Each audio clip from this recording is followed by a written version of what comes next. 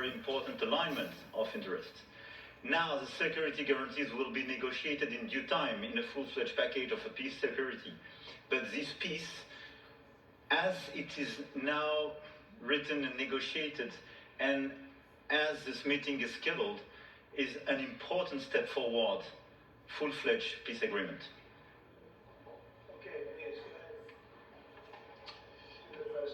Monsieur le Président Trump, President Trump, President Macron. You said, I would like to make a deal with Putin. So when you do a deal, it's a win-win deal. What are you giving to him and what is he going to give you to America? And I was impressed by the way you referred to Notre Dame and that you were impressed by the reconstruction of Notre Dame. A lot of Americans have sent money to Paris to participate to the reconstruction of Notre Dame. As the President of the United States, are you going to contribute to the reconstruction of Ukraine? Et Monsieur le Président Macron, President Macron, what for you is the main area of progress in your meeting with President Trump? Can you confirm that there is an agreement to send European peacekeeping troops? Will France participate in that? How many troops? What would they be doing? Would this represent a great danger to send French and European troops to Ukraine? Well, I guess it's a little strange question because you ask whether or not we're going to, on behalf of the United States, contribute to Ukraine. I mean, we're in there for about $350 billion. I think that's a pretty big contribution. I do appreciate the first part of your question, however, because I think they've done an incredible job with the Cathedral of Notre Dame. I think the president has done. I know he headed it up, and I know how hard he worked, and it took a period of time, but really not a long period of time considering what that was, so delicate, so beautiful. And I was there, and I saw the work, and I'm very good at construction. I know good construction, I know bad construction. They did a beautiful job, and this man has to be given a lot of credit for that. It's an incredible cathedral. Most people thought it couldn't be saved, and if it was, it would have to be built in a different form, and we didn't want to see a different form. We wanted to see the same form that you built. So I just want to congratulate you. That was an amazing job. I don't think you've gotten enough credit for it. Someday you will. Someday you will. Thank you, Donald. Merci beaucoup. Thank you very much. To go back to your question, today's discussion showed several areas of progress.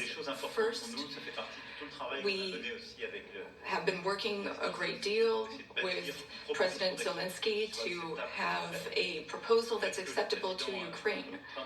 President Trump has confirmed that he will be meeting with President Zelensky very soon to finalize the agreement on critical minerals and rare earths and to speak together about that matter. That's a very important step forward. The second thing is that during our discussions, we were able to go into some of the details about the proposal that we have just made to have a truce, a peace, and be able to measure that and then structure our discussions on that basis.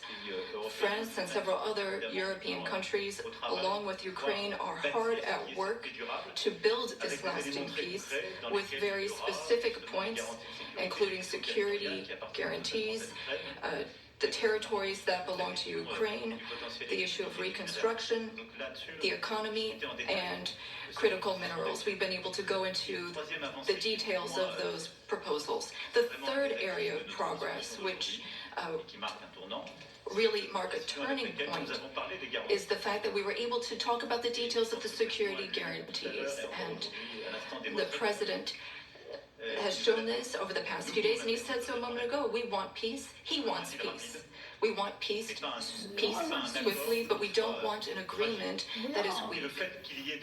The fact that there are Europeans that are ready to engage, to provide for these security guarantees, and now that there's a clear American message that the U.S., as an ally, is ready to provide that solidarity for that approach. That's a turning point, in my view, and that is one of the great areas of progress that we've made during this trip and during this discussion.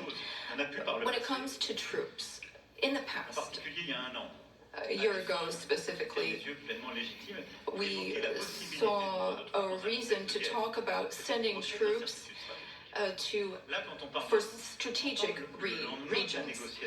Today, when we talk about troops, we're talking about sending them in after we've negotiated a lasting peace. And once we have that solid, lasting peace, that's part of an agreement signed by Ukraine, signed by Russia, and for which we will provide the guarantees.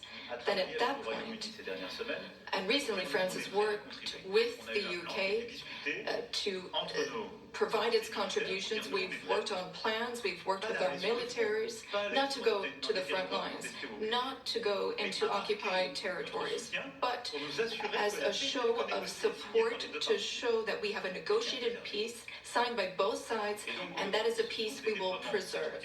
So these would be peaceful deployments of troops, not for combat. These would be deployments of an assurance force. They would be limited, but they show solidarity.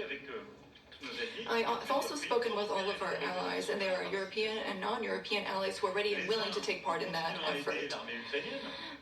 Countries have helped Ukraine maintain its military capabilities in terms of the number of soldiers it has, equipment, whereas others have provided logistical support on the ground.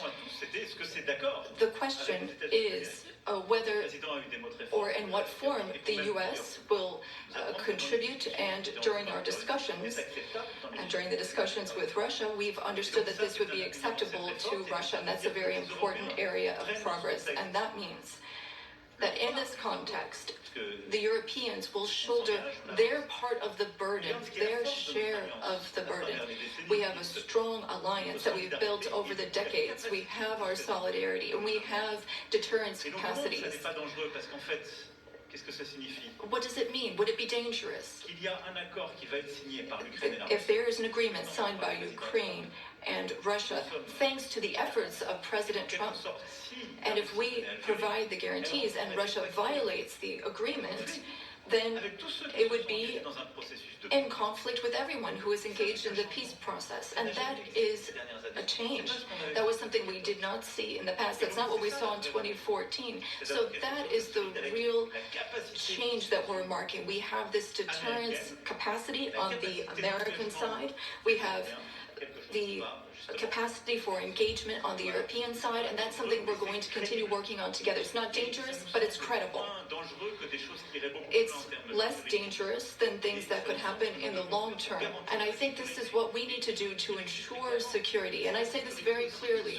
We're also talking about security for Europeans. I've been saying this for weeks now. If we do not guarantee the security of this territory within Europe, then how can we guarantee our own security for one and all? We live just 1,500 kilometers from Ukraine, and the Germans and Polish are even closer. So our collective security is important. We need to answer this call for Europeans to be more engaged, and Americans will be there still in solidarity. Europeans are working for their collective security, but I really think this was a turning point today in our discussions. Emmanuel, thank you very much. Great job, and it's been wonderful being with you. Say hello to your beautiful wife, and we will see you again soon. We'll be speaking often. We'll get this thing worked out. We're going to get it done. So important, and great job. Thank you. The joint news conference wraps up there with President Trump and the French President Emmanuel Macron as they discuss 3 years in the making of this war in Ukraine. President Trump wants